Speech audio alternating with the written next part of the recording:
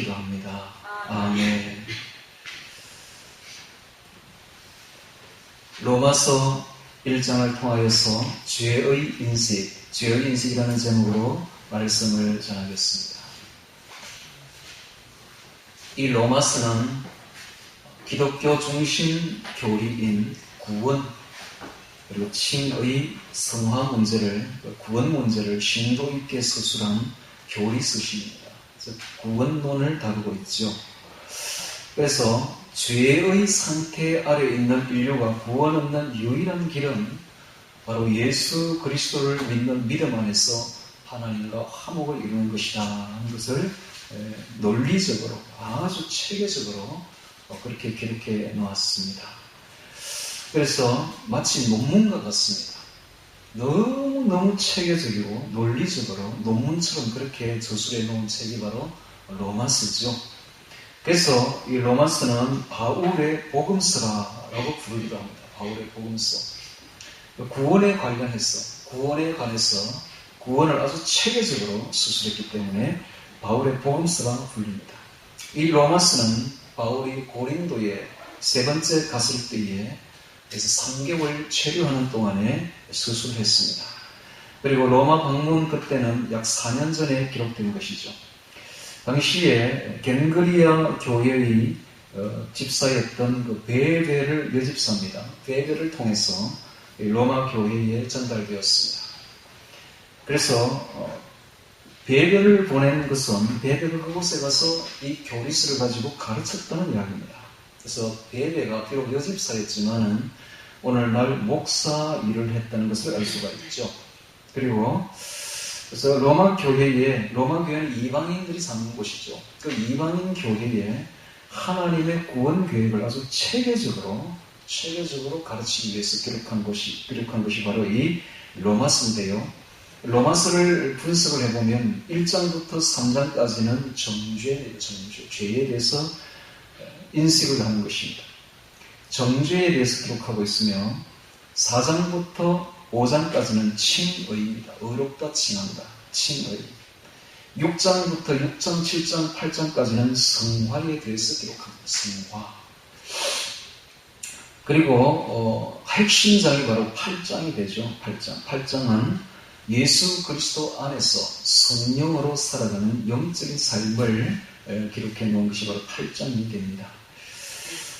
그 다음에 9장은 바로 이스라엘의 과거의 선택을, 이스라엘을 어떻게 선택했는지 과거를 기록하고 있으며 10장은 이스라엘의 현재를 기록합니다. 그 현재에 어떻게 예수님을 배척했는지 그 배척을 기록하고 있으며 11장은 앞으로 미래에 이스라엘이 회복될 것임을 기록하고 있습니다.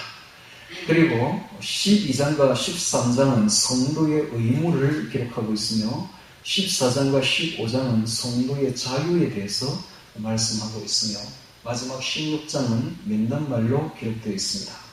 자, 이것을 보면 이 로마서가 얼마나 체계적으로 죄 문제를 다루고 있으며 1장부터 3장까지 죄 문제를 다루고 있습니다.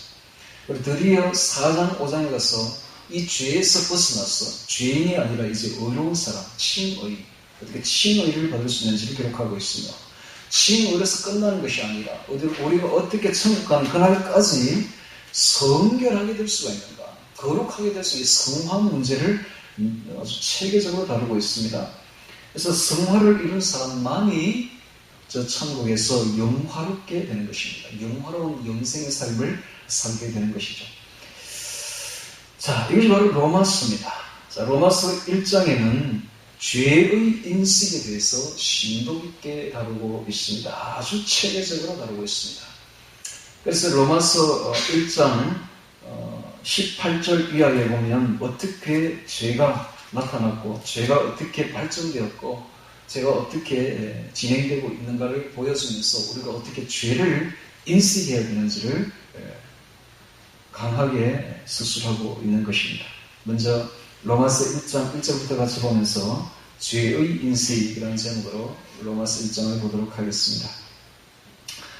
1절에 예수 그리스도의 종 바울은 사도로 부르심을 받아 하나님의 복음을 위하여 택정함을 입었으니 라고 시작함으로써 로마서 1장 1절 첫 서두에 예수 그리스도부터 시작합니다.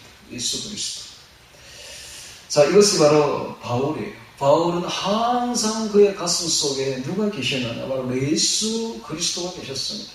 그래서 바울에게서는 항상 예수님의 향기가 났었죠. 오늘 우리도 마찬가지입니다. 우리는 예수의 향기가 나는 사람이 되어야 됩니다. 할렐루야. 고린도후서 2장 15절에 우리는 구원 얻는 자들에게나 망하는 자들에게나 하나님 앞에서 그리스도의 향기라 그랬습니다. 오늘 우리가 무엇을 하든지 예수의 향기를 전하는 자들이 되어야 될 것입니다.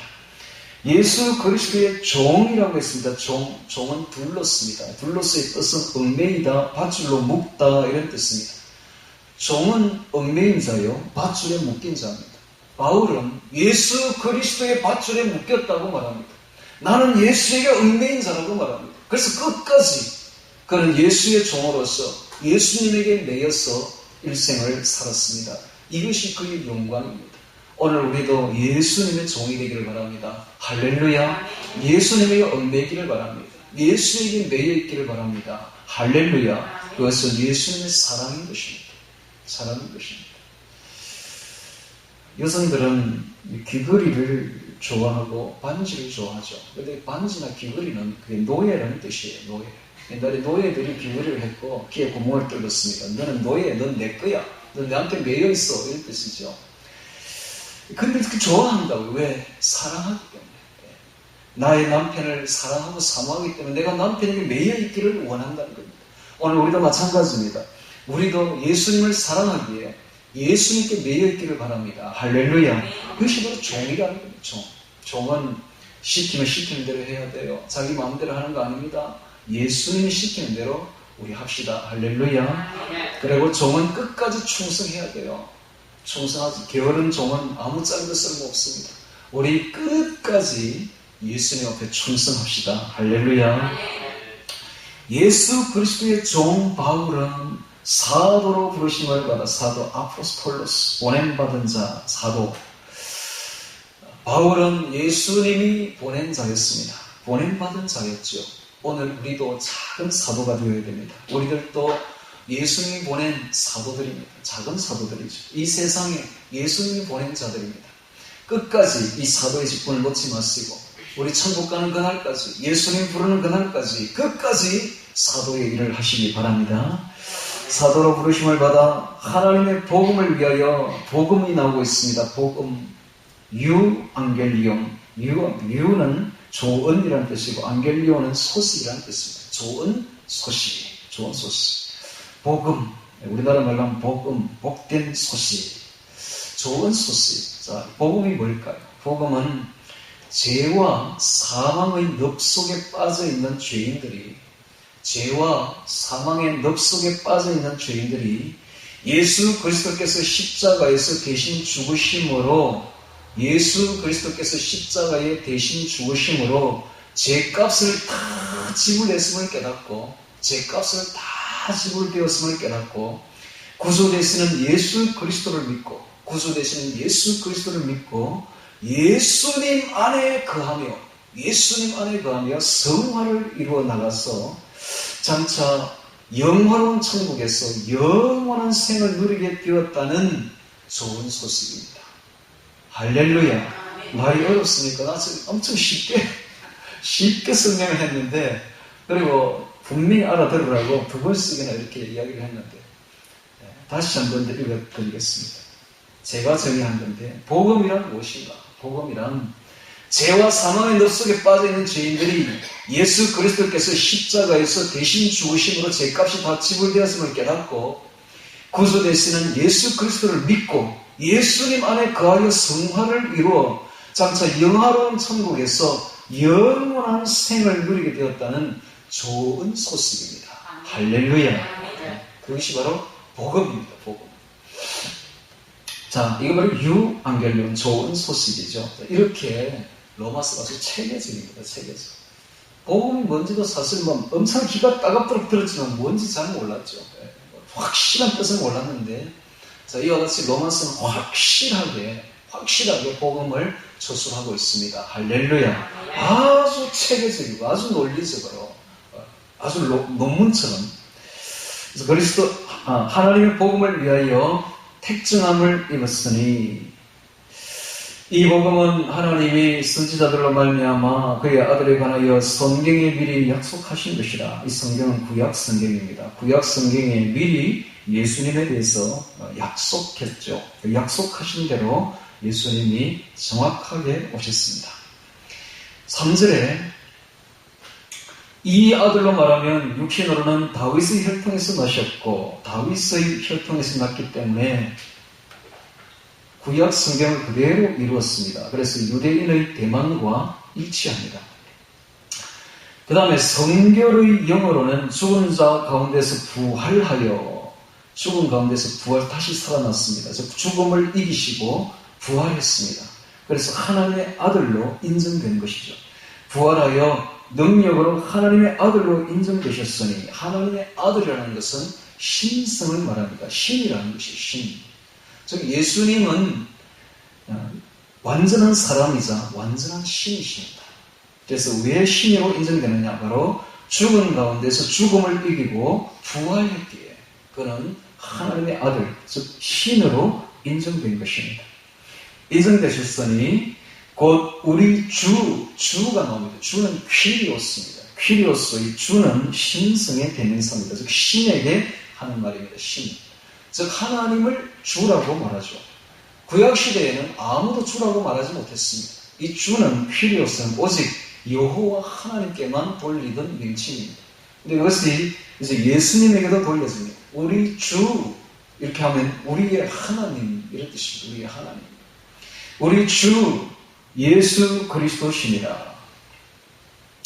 이 예수라는 말은 우리를 죄에서 구원하시는 하나님이요. 그리스도는 기름 부음, 즉 하나님부터 인정받은, 구주로서 인정받은 이런 뜻입니다. 기름 부음 받은 자, 인정받은 자 이런 뜻입니다. 그리스도시니라. 자, 예수님은 바로 구세주로 하나님으로부터 인정받은 우리를 구원하러 내려오신 주, 우리의 하나님이십니다. 할렐루야. 그래서 예수님을 사람으로 보면 곤란합니다. 예수님은 바로 하나님이십니다. 성부, 성자, 성령, 삼위일체 하나님 중에 한 분이십니다. 그러므로 우리는 하나님께 돌릴 모든 영광과 찬송을 우리 주 예수님에게 다 돌려야 됩니다. 할렐루야. 예수님을 믿어야 되는 것입니다. 자, 예수님을 통하지 않냐고는 절대로 하나님께 갈 수가 없습니다. 그래서 모든 이단들은 다 예수님을 부인하죠. 그러니까 이단이죠. 그렇게 하나님께 못 가는 겁니다. 예수님을 우리가 인정하고 예수님을 믿어야만 하나님께로 갈 수가 있습니다. 할렐루야. 예수님이 바로 구원의 유일한 길입니다. 자, 5절에 보겠습니다. 이로 말미암아 우리가 은혜와 사도의 직분을 받아 그 이름을 위하여 모든 이방인 중에서 믿어 순종케 하나니. 자, 복음은 바로 예수님을 믿는 것입니다. 믿는 것. 믿음이 나오는데 이 믿음이 도대체 뭐냐? 믿음은 원어가 에무나입니다.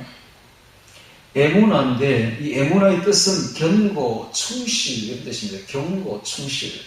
즉 예수님을 사랑하여 예수님 안에 거하며 예수님을 굳게 믿고 의지하며 충성하는 것.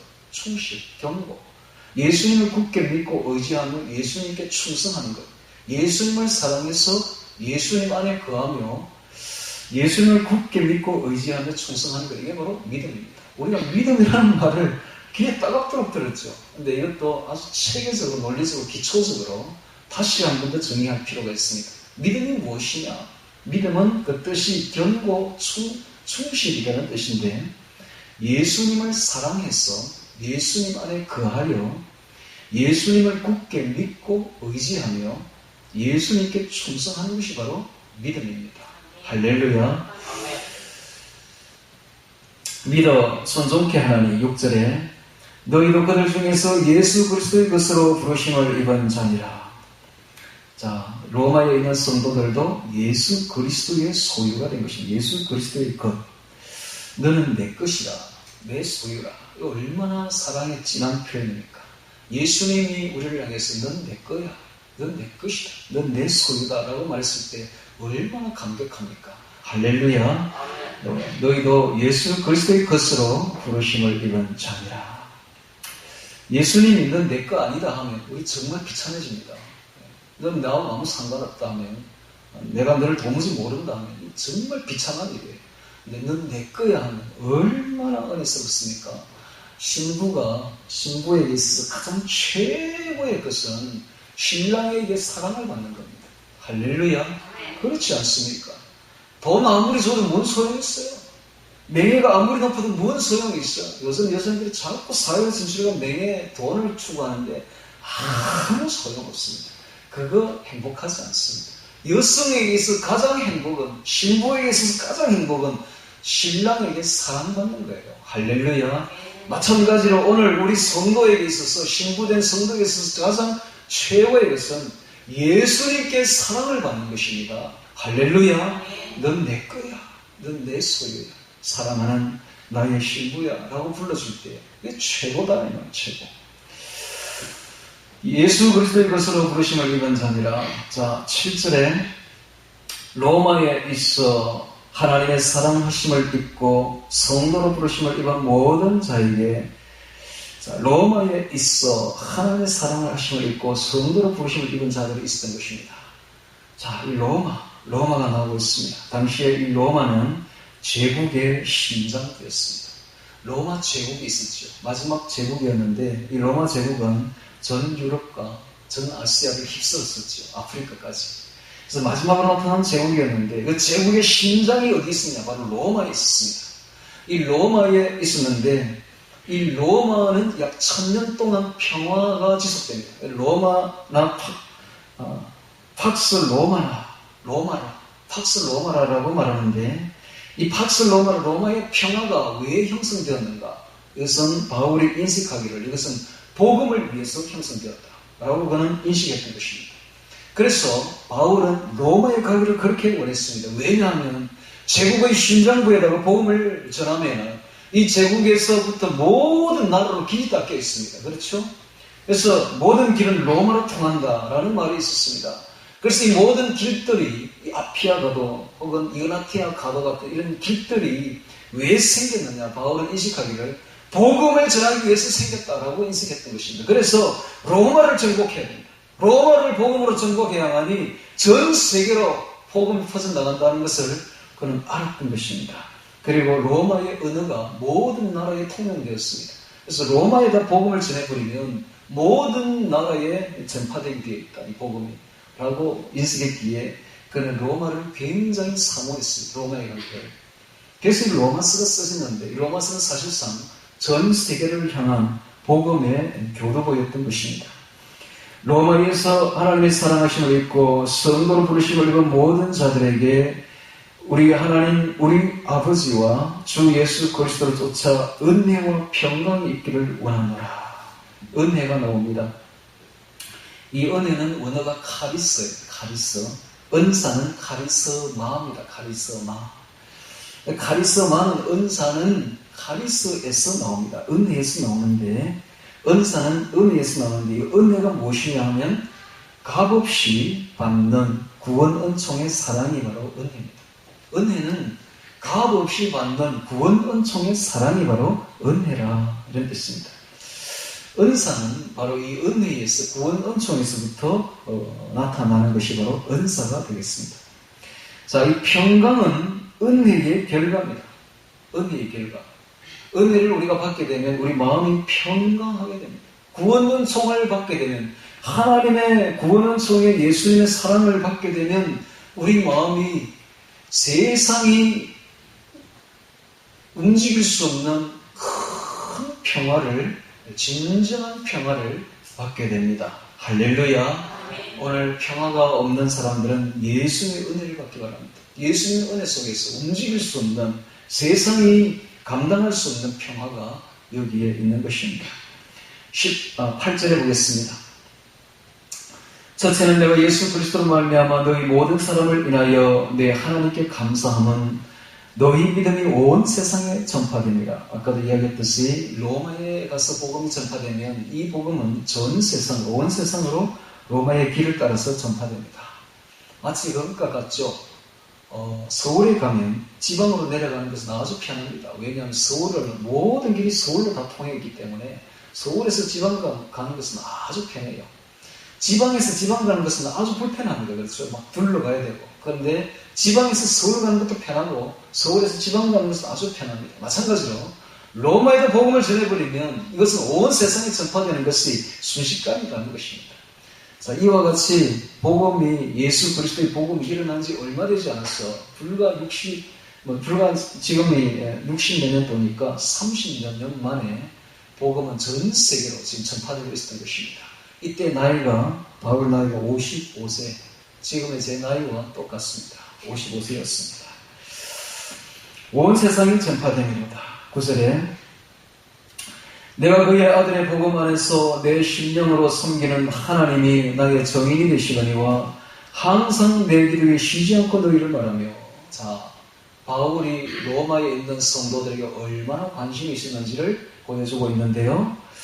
기도에 누구를 말하는 것은 지극한 관심과 사랑입니다. 다시 거꾸로 이야기하면 기도 없이 관심이 있다라고 말하는 것은 거짓이에요. 관심이 있는 사람이 있으면 반드시 기도하게 되어 있어. 예, 사랑과 관심이 있는 그 사람에게 기도가 집중되게 되어 있어요. 그런데 기도도 하지 않고 내가 너를 사랑한다, 관심이 있다는 것은 거짓말입니다. 그래서 기도에 쉬지 않고 너희를 말한다는 것은 얼마나 이 바울이 로마에 있는 성도들을 사랑하고 관심을 가지는지를 그대로 보여줍니다. 10절에 어떠하든지 이제 하나님 뜻 안에서 너희에게로 나아갈 좋은 길 얻기를 구하노라 하고 말하고 있었는데, 이로부터 약 4년 뒤에 바울은 진짜 로마로 가게 되는데 죄수의 몸으로 가게 됩니다. 그런데 겉으로 볼 때는 이상하다, 왜 죄수의 몸으로 가나라고 생각할지 모르지만 그것이 오히려 복음 전하는데 아주 좋은 길이었던 것입니다. 좋은 길이 되어버렸습니다. 그래서 그는 죄수의 몸으로 가서 거기에 있는 높은 고관 대작들과 군인들에게 복음을 전할 수도 있었으며, 또한 연금각택 형식으로 있으면서 수많은 사람들과 자유롭게, 죄수라고 어디 옥에 갇힌 건 아니었습니다. 그냥 가옥에 밖에는 못 나가는 그 가옥에 자유롭게 있었어요. 있으면서 거기를 방문하는 모든 사람들에게 복음을 전할 수 있는 그 좋은 기회를 가졌던 것입니다. 11절에 내가 너희 보기를 심히 원하는 것은 첫 번째 무슨 신령한 은사를 너희에게 나누어 주어 너희를 견고케 하게 함이니. 자, 이 은사는 아까도 이야기했듯이 은혜에서부터 출발합니다. 예수님의 그 구원의 사랑의 은혜로부터, 카리스로부터 이 은사, 성령의 9가지 은사가, 카리스마가 나타나는 것입니다.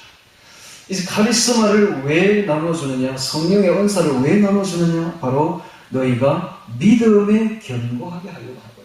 오늘 성령의 은사가 우리에게 나타나는 것이 왜 나타나느냐, 우리가 믿음에 견고하게 서라고 하나님이 우리에게 성령의 은사를 주시는 것입니다. 할렐루야. 성령의 9가지 은사, 지혜와 지식의 은사, 믿음의 은사, 능력 행함의 은사, 방언의 은사, 방통됨의 은사, 병 고치는 은사. 자, 이런 은사들은 왜 주시느냐? 이거 바로 믿음에 견고하게 서라고 주시는 것입니다. 할렐루야.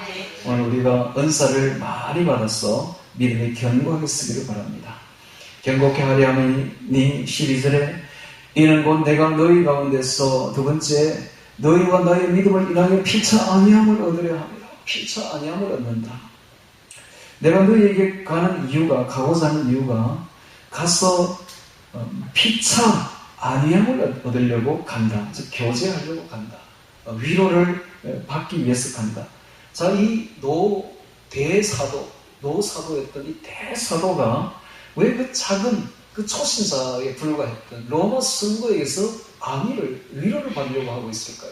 이게 바로 바울의 겸손이었던 것입니다. 오늘 그리스도인들은 절대로 교만하면 안 돼요. 교만은 바로 실족한 비수와 같습니다. 항상 겸손해야 됩니다. 그리고 아무리 초신자를 할지라도 그 초신자와 교제하면 철을 날카롭게 하듯이 교제 속에서 서로가 서로의 신앙을 세워주며 날카롭게 신앙이 서게 되는 것입니다. 할렐루야. 그래서 성도의 교제가 얼마나 중요한지 모릅니다. 오늘 대형 교회들이 이 교제가 없어요. 교제가. 성도들이 그냥 예배에만 참석했다가 어둠 속에서 다시 사라집니다. 이러면 교회 다니는 거 아닙니다. 그러면 안 돼요. 교회는 그래서 200명을 넘으면 곤란해집니다. 500명이 한계, 절대 500명 넘기면 안 돼요. 200명 이하가 제일 좋고, 제일 좋은 것은 몇 명만 모여있는 게 제일 좋아요. 가정교회가 제일 좋습니다. 그렇게 서로 교제를 해야 돼요. 교제를. 서로가 서로를 세워주고, 서로 위로도 받고, 위로해주고, 서로 처리처리를 날카롭게 해주듯이, 이게 신앙생활이지, 예배만 참석하고 교제도 없는 이건 절대로 안 됩니다. 이게 대형교회 지금 음지에서 신앙생활 하는 사람들의 형태인데, 우리나라에 그런 사람이 너무 많아요. 이거는 절대 신앙이 안 됩니다. 그래서 지금 대형교회들은 전부 다 사실 다 부숴야 됩니다. 부셔가지고 전부 쪼개가지고 100명, 200명 단위로 다 없애버려야 돼요. 그래 작게 모여야만이 서로 위로하고 서로 안위하고 서로 교제하고 그렇게 되는 거 아닙니까? 우리 교회도 그렇게 할 거예요. 우리 교회도 200명이 한계예요. 200명 이상 되면 딱 분리해가지고 다른 데 교회 세워주고 그렇게 해야 됩니다. 교회는 크면 안 돼요. 작은 게 좋아요. 할렐루야. 초대교회는 다 가정교회였습니다. 가정교회인데 그게 파워가 있는 거예요. 오늘 교회를 움직이는 인원은 불과 몇 명이에요.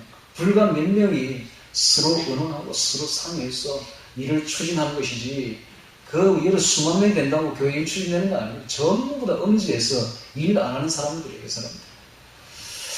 그래서 이 위로하고 교제하는 게 정말 중요합니다. 세 번째, 이는 너희 중에서도 다른 이방인 중에서와 같이 열매를 맺게 하려 합니다. 내가 왜 너희에게 가느냐? 열매를 맺게 하려고 간다. 이 열매가 어떤 열매일까요? 이것은 바로 회개의 열매, 죄를 회개하는, 그리고 성결의 열매. 죄를 회개했으면 성결해야 되겠죠. 죄를 회개하는 회개의 열매와 성결의 열매를 맺게 하려고 한다라고 말하고 있습니다. 하미로되 지금까지 길이 막혔도다. 14절에 헬라인이나 야만이나 로마가 볼 때는, 로마인들이 볼 때는 다른 모든 나라 사람들이 야만인처럼 보여. 왜냐하면 이 야만 뜻이 원어가 바르바르입니다. 바르르 한다고 알아듣지 못하는 이야기를 한다고. 그래서 바르르인데, 자, 그들이 자기들만 문화가 높고 언어가 똑바르다고 생각했겠지요. 그러나 그런 구별이 복음 안에는 없습니다. 헬라인이나 야만이나 지혜 있는 자나 어리석은 자에게 그런 구별은 복음 안에는 없습니다. 그런 로마인들의 우월주의인데 그런 건 없는 것이죠. 다 내가 빚진 자라, 복음의 빚진 자라. 바울은 자신이 복음의 빚진 자라고 빚을 갚아야 된다. 이 복음의 빚을 갚아야 된다고 그는 생각했던 것입니다. 그는 복음을 전함으로써 그가 명예롭게 되는 것은 추호에도 안중에도 없었고, 그는 어찌하든지 이 빚을 갚아야 된다. 빚을 갚아 빚진 자로서 복음을 전했다는 사실입니다. 고린도전서 9장 16절에 내가 복음을 전할지도 자랑할 것이 없으면 내가 부득불할 일이라. 만일 복음을 전하지 아니하면 내게 화가 있을 것이로다. 그는 그런 인식을 가졌던 것입니다. 오늘 우리도 마찬가지입니다. 우리가 복음을 전하지 않으면 우리는 화가 있습니다. 그걸 알아야 됩니다. 우리 교회가 복음을 가졌는데 이 복음을 전 세계에 전하지 않으면 우리에게 화가 있습니다. 우리가 부득불할 일입니다. 자, 우리 교회 설교가 지금 우리 교회에만 울려 퍼지는 것이 아니라 이게 녹음이 되고 녹화가 되어서 전 세계로 지금 방영되고 있습니다. 그러다 보니까 지금 알지 못하는 곳에서 제가 듣지도 보지도 못한 사람들이 제 설교를 듣고 있습니다. 듣고 있고, 어떤 사람들은 이제 아예 자기를 드러내놓고 내가 누군데 하면서 목사님 설교 너무 좋았어. 매일매일 듣고 있는데 공짜로 얻어듣는 것이 미안했어. 제가 떡을 보냅니다 하고 어제 떡을 갖다 너무 많이 보냈어요. 보내 서울 서초구에 아주 강남에 아주 사시는 기분인데 떡도 너무 고급스러운 떡을 한 박스나 들지 못한 만큼 보냈습니다. 하나님은 우리를 사랑한다는 증거죠. 우리가 이와 같이 복음을 전해야 됩니다. 할렐루야. 우리의 복음은 지금 믿음에서 낙심되어서 힘이 없는, 신앙에서 힘이 없는 사람들에게 힘을 줘야 되고, 우리나라에. 그 다음에 저 북한에 우리 성도들에게 전해줘야 됩니다. 뿐만 아니라 전 세계에 선교 나가 있는 우리 선교사들에게 힘을 주는 그럼 복음을 우리가 전파해 줘야 됩니다. 할렐루야. 이게 우리가 명예롭게 되는 것이 아니라 이거 안 하면 우리에게 화가 있습니다. 우리가 부득불할 일입니다. 이거 전하지 않으면 우리에게 화가 있어요. 우리는 복음의 빚진 자들입니다. 할렐루야. 반드시 갚아야 됩니다. 뿐만 아니라 우리는 이 지역에 다니면서 우리는 복음을 전해야 되고 전도해야 돼요. 전도해야 됩니다. 이건 부득불할 일입니다. 자, 빚진 자라. 자, 15절에 그러므로 나는 할 수 있는 대로 로마에 있는 너희에게도 복음 전하기를 원하노라. 내가 복음을 부끄러워하지 아니하노니 이 복음은 모든 믿는 자들에게 구원을 주시는 하나님의 능력이 됩니다. 능력이 원어가 디나미스입니다.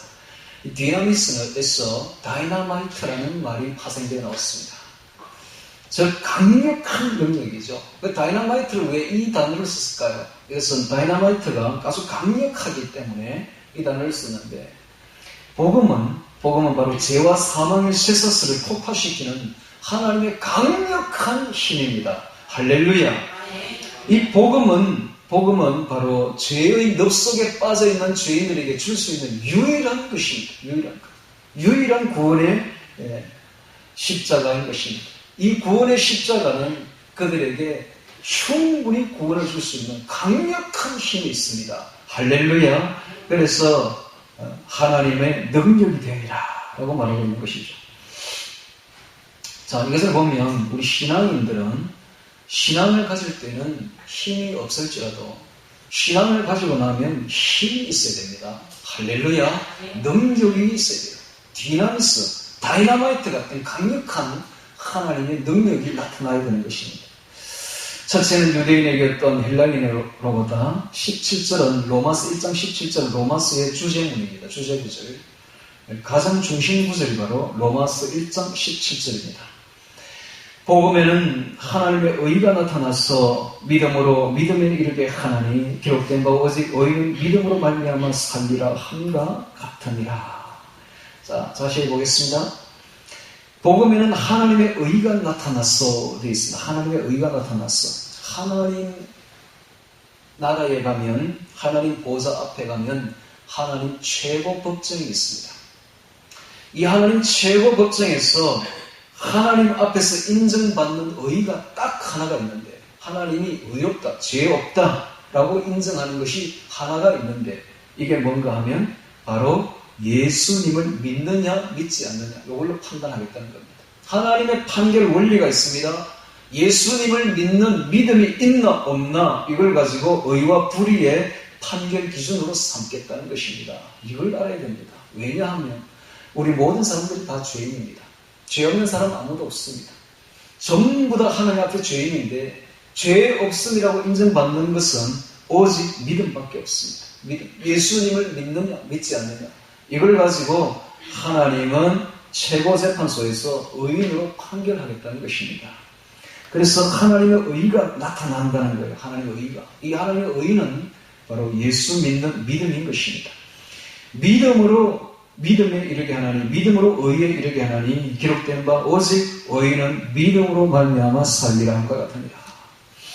우리가 알아야 될 것은 사람의 노력으로는 절대로 하나님의 의에 이를 수가 없습니다. 하나님께서 자신의 공의를 입증시키려고 예수 그리스도를 내어주신 것입니다. 즉 모든 사람이 죄 때문에 죽어 마땅하지만 예수님을 보내주시고 예수님이 십자가에 그 죄값을 다 치르게 하심으로써 하나님의 공의가 만족이 된 것입니다. 그러므로 이제 예수 그리스도를 믿으면 죄 없음이라고 판결하겠다는 것입니다. 의인으로 판결하겠다는 것입니다.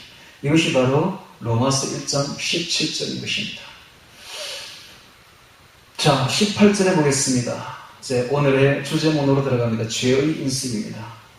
자, 18절부터 마지막까지는 죄의 인식에 대해서 기록하고 있습니다. 왜 죄의 인식을 해야만 되는가? 루터는 말하기를 오직 죄수만이 해방될 것이며,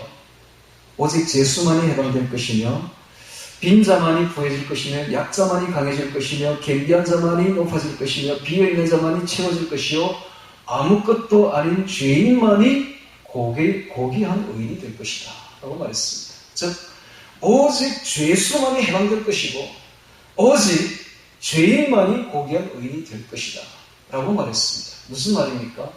자기가 죄인임을 인식해야만 그때 비로소 구원이 시작된다는 거예요. 즉 로마서는 어디서부터 시작되냐면 로마서의 복음은 죄악론으로부터 시작됩니다. 죄악론. 죄에 대해서 깊은 인식이 있어야만이 여기에 이제 구원이 필요해지는 것입니다. 그래서 1장은 죄악론을 이야기를 하고 있습니다. 바울의 소망찬 구원론은 죄악론이라는 철저한 절망에서부터 시작됩니다. 구원의 그 첫 단계가 뭐냐 하면 자신은 도저히 스스로 헤어나올 수 없는 죄악의 늪 속에 빠져 있다는 사실을 인정하는 것에서부터 시작합니다. 그리고 누군가 이 늪에서 구해주는 그 도움이 없이는 자신은 점점 죄악의 늪 속에 빠져서 결국은 죽을 수밖에 없다는 사실을 깨닫는 것에서부터 시작한다는 것입니다. 자, 이때 이 죄악의 늪 속에 빠져있는 우리들에게 가장 필요한 것은 바로 예수 그리스도의 십자가 소식입니다. 예수 그리스도의 십자가 소식이야말로 진정 죄의 늪 속에 빠져있는 죄인들에게는 가장 귀하고 귀한 복음으로 다가오는 것입니다. 복된 소식입니다. 좋은 소식이 되는 것입니다. 할렐루야. 그래서 복음을 주기 전에 먼저 죄악론을 이야기하는 것입니다. 죄악론. 죄악이 인식이 되지 않고서는 복음은 줘봐야 흔들립니다. 그래서 마치 돼지에게 진주를 던지는 것과 똑같은 것이죠. 오늘 우리가 철저한 죄인이구나 것을 깨달을 때 비로소 복음이 진가를 발휘합니다. 할렐루야. 그래서 18절 이하에서는 죄악론을 펼치고 있는데, 자, 우리 주보의 뒤를 보시기 바랍니다. 어제 제가 이걸 가지고 연구를 많이 했어요. 죄악론 가지고. 자, 보면 죄의 인식 해가지고 좌편에는 죄의 이야기를 쭉 적어놓고 있으며 우편에는 다시 그럼 우리는 어떻게 살아야 되는가를 반대로 적어놓고 있습니다. 먼저 18절부터 23절 성경을 먼저 보도록 하겠습니다. 하나님의 진노가 불의로 진리를 막는 사람들의 모든 경건치 않음과 불의에 대하여 하늘로 쫓아 나타나나니 이는 하나님을 알만한 것이 저희 속에 보임이라. 하나님께서 이를 저희에게 보이셨느니라. 창세로부터 그의 보이지 아니하는 것들 곧 그의 영원하신 능력과 신성이 그 만드신 만물에 분명히 보여 알게 되나니 그러므로 저희가 핑계치 못할지니라. 하나님께서 만드신 자연 만물이 전부 다 하나님의 솜씨를, 그 능력을, 그 신성을 다 나타내고 분명히 보이고 있습니다. 그럼에도 불구하고 하나님을 모른다는 것은 그건 핑계에 불과합니다. 핑계. 그래서 하나님 법정 앞에 가면 나 하나님을 누구도 가르쳐주지 않던데요. 핑계치 못할지니라. 왜냐하면 하나님이 만든 자연 만물을 보면 그다 하나님의 능력이, 신성이 다 보이는데 하나님을 모른다는 것은 그 핑계거리에 불과한 것입니다. 절대로 핑계하지 못합니다. 핑계치 못할지니라. 21절에 하나님을 알고 있으면서도 하나님을 믿지 않는 것입니다. 하나님을 알되 하나님으로 영화롭게도 아니하고 감사치도 아니하고 오히려 그 생각이 허망하여지며 미련한 마음이 어두워졌나니 스스로 지혜 있다나 우둔하게 되어 썩어지지 아니하는 하나님의 영광을 썩어질 사람과 검수와 버러지 형상의 우상으로 바꾸었느니라 그랬습니다. 자, 첫 번째 죄악이 뭐냐? 바로 하나님을 떠난 자들입니다. 하나님을 떠난 자. 이게 가장 큰 죄악이에요. 우리가 하나님 법정 앞에 가면 제일 큰 죄악이 있는데 뭔가 하면 하나님을 믿지 않는 죄입니다. 하나님을 믿지 않는 죄. 이게 제일 큰 죄예요. 이게 지상에서는 죄도 아니지만 하나님 법정 앞에 가면 이게 제일 큰 죄입니다. 왜냐하면 하나님이 만든 우주 만물 속에서 하나님의 신성과 하나님의 능력이 분명히 보이는 그 만물 속에 살면서도 하나님을 믿지 않았다. 이것은 핑계할 수가 없는 거예요. 여러분, 내리는 눈송이 속에서 우리는 하나님의 능력을 볼 수가 있습니다. 그 눈송이 하나를 확대해가지고 보십시오. 하나님의 사랑이 다 들어있습니다. 그 눈송이 하나하나가 전부 다른 결정을 가지고 있어요. 우리 눈에는 안 보이지만 헬미행을 보세요. 전부 다 결정이 다 틀려요. 하나님의 사랑입니다. 하나님이 눈송이를 낼 때 얘야 내가 너를 사랑한다라는 이야기예요. 하나님이 비를 낼 때는 내가 너를 사랑한다는 이야기입니다. 그걸 보면서도 하나님의 사랑을 느끼지 못했다. 핑계할 수 없습니다. 나가보세요. 온갖 꽃들이 우리를 반깁니다. 꽃은 우리에게 이렇게 말합니다. 하나님의 예리한 꽃을 봐. 내가 너를 이렇게 사랑한다. 저 하늘의 구름을 보세요. 흰 구름을 보세요. 예리한 내가 너를 이렇게 사랑한다는 글자가 써여있지 않습니까? 써여있지 않습니까 진짜? 오곡을 지금 보면 밖에 나가면 곡식이 누렇게 황금 물결을 이루고 있습니다. 내가 너희를 이렇게 아끼고 너희를 사랑하고 이렇게 사랑한단다. 그 말이 들리지 않습니까? 그럼에도 불구하고 하나님을 믿지 못했다. 핑계할 수 없습니다. 할렐루야. 제일 큰 죄가 뭐냐? 하나님이 만든 만물 속에 살면서 하나님을 믿지 않았던 죄. 그리고 하나님을 믿지 않는 사람 마음속에는 반드시 사람은 누군가를 섬기게 돼 있어요. 아무도 안 섬길 수는 절대로 없는 거예요. 하나님을 섬기지 않으면 반드시 우상을 섬기게 돼 있습니다. 하나님이 아닌 사람의 형상이나 만물의 형상을 만들어 놓고 그 우상 숭배했던 죄, 이것이 바로 들어가게 되죠. 이것이 바로 첫 번째 죄악인 것입니다. 자, 두 번째 죄악을 보겠습니다. 24절부터 27절에 쓰여 있습니다. 그러므로 하나님께서 저희를 마음의 정욕대로 더러움에 내어 버려두사 저희 몸을 서로 욕되게 하셨으니 이는 저희가 하나님의 진리를 거짓 것으로 바꾸어 피조물을 조물주보다 더 경배하고 섬김이라 우상 숭배했기 때문에 주는 곧 영원히 찬송할 이시로다. 아멘. 이를 인하여 우상 숭배로 인하여 하나님께서 저희를 부끄러운 욕심에 내어버려 두셨으니 통제를 벗어나버립니다. 하나님은 내어버려 두면 통제가 벗어나버리죠. 그래서 악한 열정으로서 곧 저희 여인들도 순리대로 쓸 것을 받고 영리로 쓰며 레즈비안들이 생겨난다는 이야기입니다. 이와 같이 남자들도 순리대로 여인 쓰기를 버리고 서로 향하여 음욕이 부릴 듯하며 남자가 남자를 더불어 부끄러운 일을 향하여 게이들입니다. 게이들. 동성애죠. 저희가 그럴 때는 상당한 복을 그 자신이 받았느니라. 에이즈에 걸린다는 이야기입니다. 에이즈. 여러분 에이즈에 걸린 사람들을 한번 보셨나요? 안 봤죠? 여러분들 뭐 볼 이유도 없으니까 인터넷에 가서 에이즈에 걸린 사람들 한번 보세요. 어떻게 하고 있는가?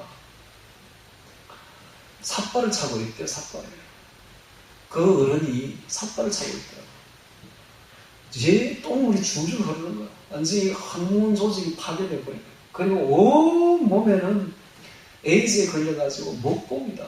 그리고 그 자신이 날 좀 죽여달라. 제발 좀 나를 좀 죽여달라. 하고 호소하고 있습니다. 그리고 말하기를 동성애는 정말로 이거 망하는 짓이다. 정말 인간이 못할 짓이다. 영육간이 못할 짓이다 하면서 죽어가는데 그 에이즈 환자를 누가 돌봐주느냐 놀랍게도 기독교인들이 또 돌봐줘요.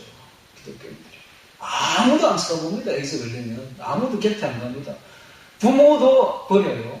그럼 누가 그걸 거두어가지고 끝까지 돌봐주는가? 기독교인들이. 기독교인들은 동성애를 그렇게 막고 있고 있음에도 불구하고 그걸 또 끝까지 돌봐주는 사람들이 또 기독교인들 대단하죠. 대단합니다.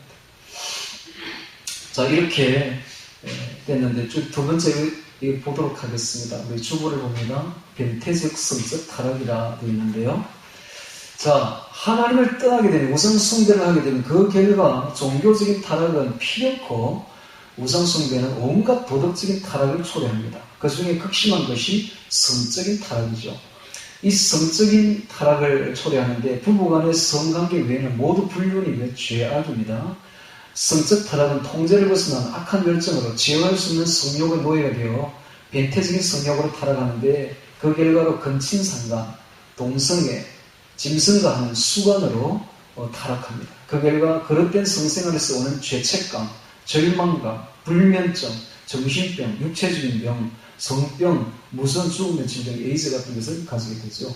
그 결과 마음에 하나님 두기를 싫어함으로 온갖 죄의 늪에 이제 빠지게 되는데요. 자, 우리는 어떻게 해야 되느냐 하면 화목한 가정생활을 가져야 됩니다. 화목한 가정생활. 이것은 자신의 성을 가정 안에서만 지킬 때 가능합니다. 성이라는 것이 가정 안에 있을 때는 지극히 아름답고 자녀도 생산되며 너무너무 아름다운 건데 이게 가정 밖으로 딱 나가게 되면 혼전이나 혼후나 너무너무 추악해집니다. 마귀는 이걸 이용해서 가정을 파괴하려고 하죠. 도대체 가정이란 것이 어떤 것인가? 가정은 사회의 가장 기초단위며 생명이 잉태되는 곳입니다. 가문이 일어나는 곳이죠. 인류가 태어나는 곳이며 사회의 시작이 되는 곳이며 법과 질서를 배우는 곳이요, 안식처요, 작은 천국입니다. 가정은 가장 중요합니다. 아니, 교회보다 더 중요한 게 있다면 가정이에요. 가정이 교회보다 더 중요해요, 사실은. 가정이 온전해야만이 교회는 큰 가정이므로 교회도 온전한 법입니다. 그러므로 마귀는 뭘 깨려고 하느냐면 이 시대에 가정을 깨려고 합니다. 뭘로 가지고? 타락한 성적 타락을 가지고, 타락한 성적, 대태적인 성적 타락을 가지고 가정을 다 깨버리려고 작전하고 지금 있습니다.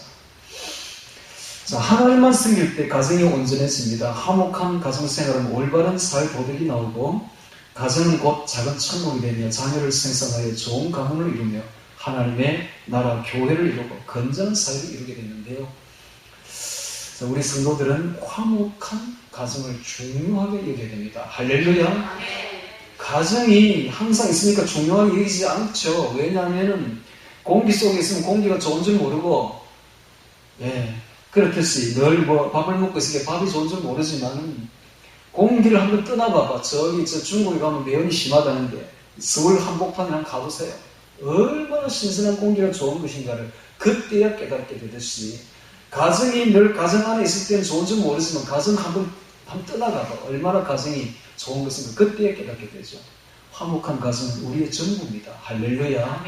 화목한 가정을 귀하게 생각하고 이 가정을 위해서 지킬 줄 알아야 돼요. 자기의 성을. 할렐루야. 성을 지킬 줄 알아야 됩니다.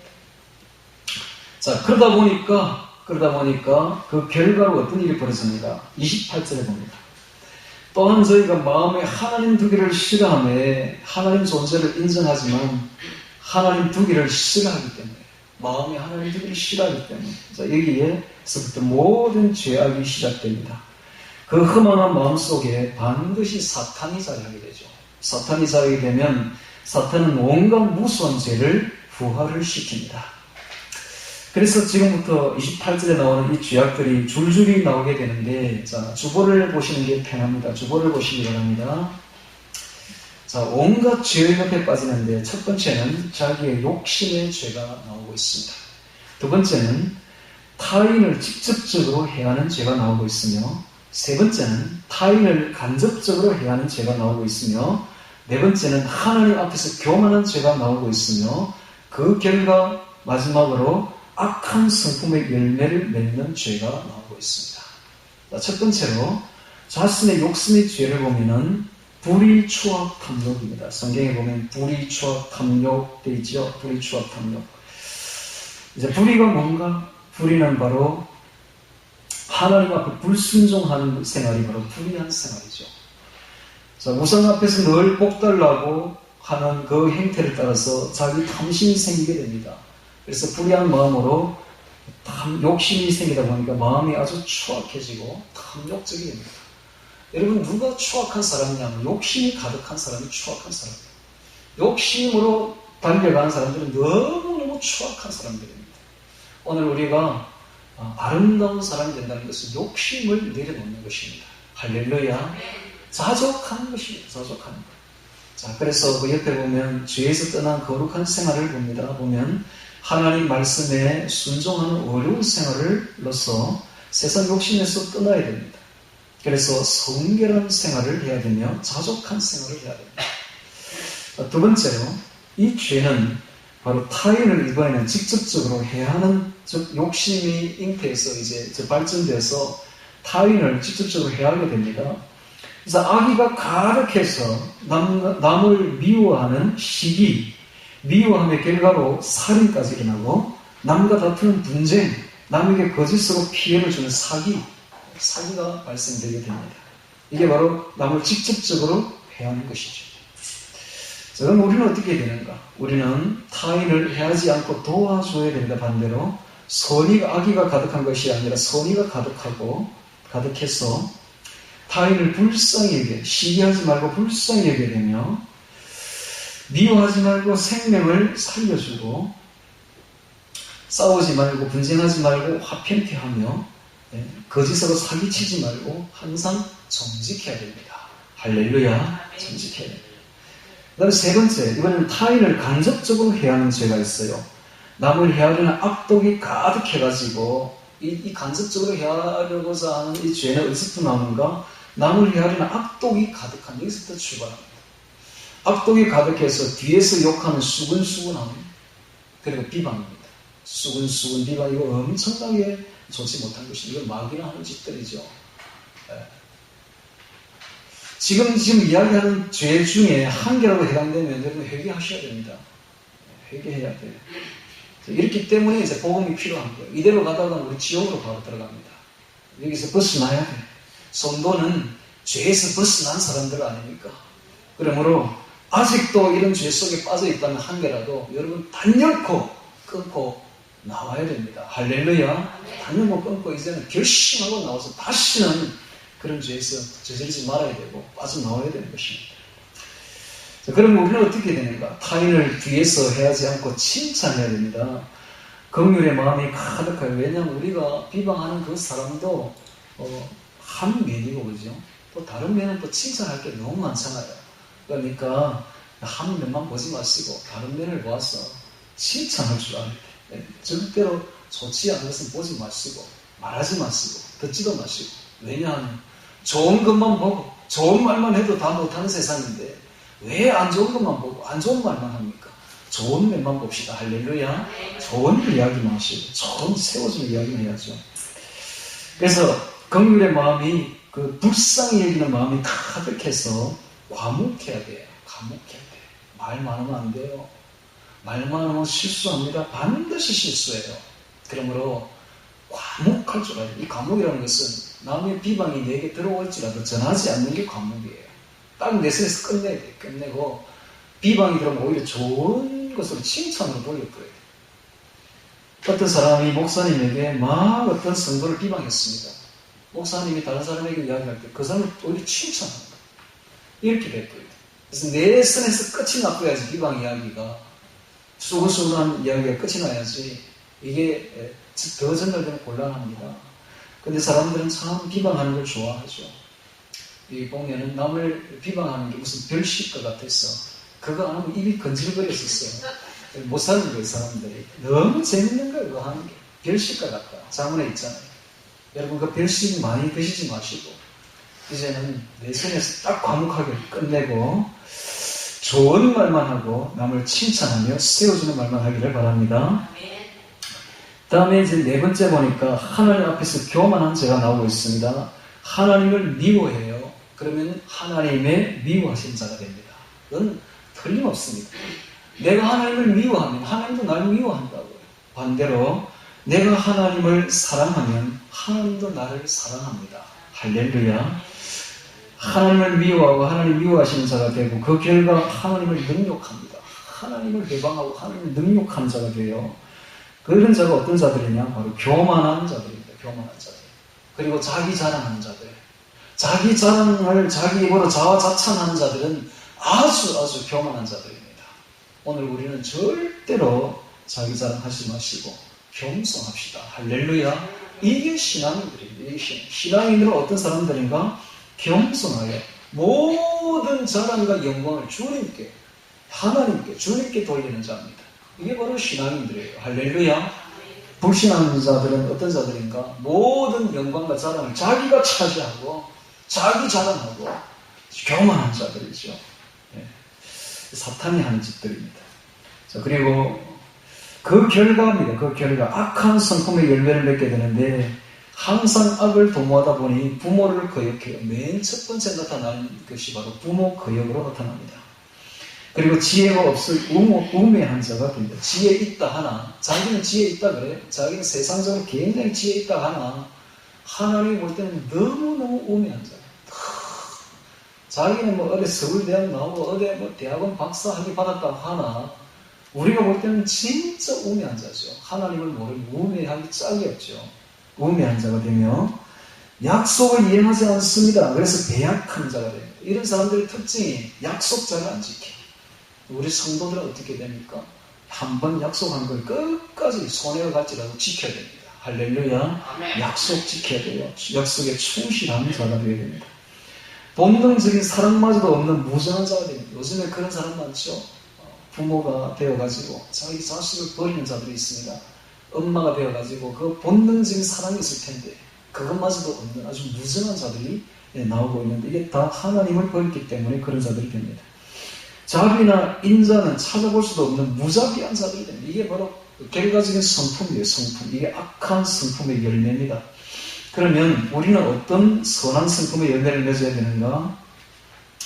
항상 하나님을 가까이 모시고 선을 도모하다 보니 부모님께 효도로 딱 첫 번째 나타납니다. 부모님께 효도해야 돼요. 부모님께.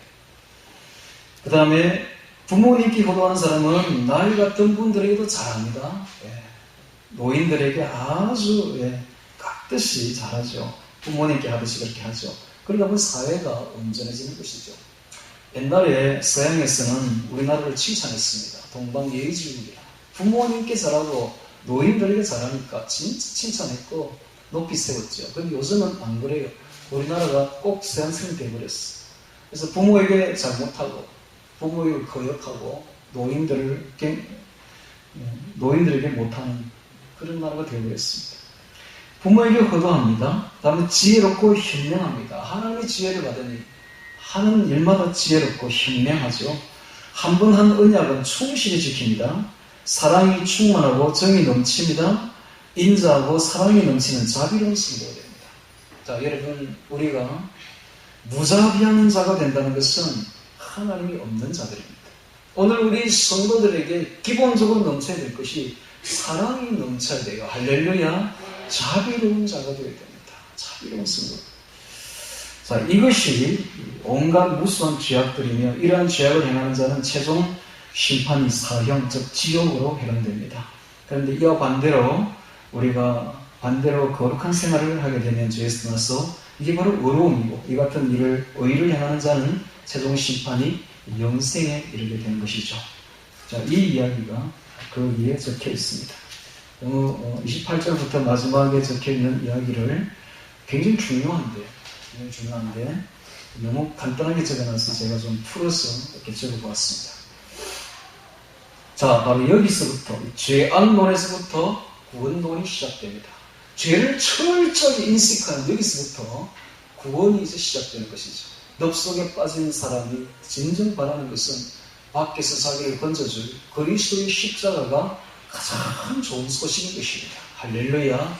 이것이 바로 복된 소식, 좋은 소식, 유앙겔리온, 복음인 것입니다.